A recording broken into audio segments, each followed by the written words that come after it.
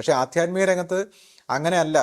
മനസ്സിൻ്റെ സമൂലമായ ഒരു ഉൾക്കാഴ്ച നേടി ആത്മബോധത്തിലേക്ക് വികസിക്കുന്ന വ്യക്തികളാണ് ആധ്യാത്മിക വിഷയങ്ങൾ സംസാരിക്കേണ്ടത്. അത് അറിഞ്ഞൂടാത്ത വ്യക്തികൾ അത് അറിഞ്ഞവരുടെ കൂടെ പോയി നിന്ന് അല്ലെങ്കിൽ അനുഭവിച്ചവരുടെ കൂടെ പോയി നിന്ന് പഠിക്കാനുള്ള ഒരു വിവേകം കാണിക്കണം.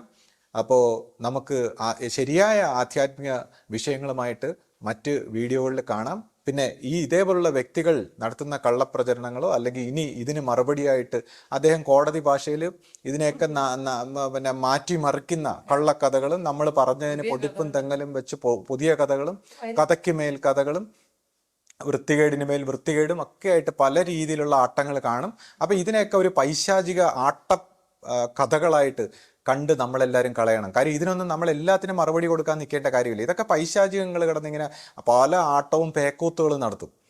അപ്പോൾ അതൊന്നും കണ്ട് പരിഭ്രമിക്കാതെ എല്ലാവർക്കും ശരിയായ ഒരു ആധ്യാത്മിക വഴിയിലേക്ക് സഞ്ചരിക്കാൻ കഴിയട്ടെ എന്ന് ആശംസിക്കുന്നു.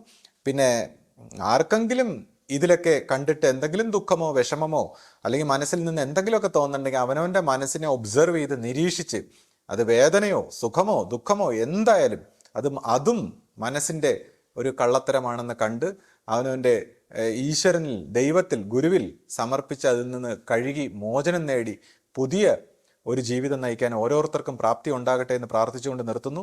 സദ്ഗുരുവേ ശരണം. സദ്ഗുരുവേ ശരണം.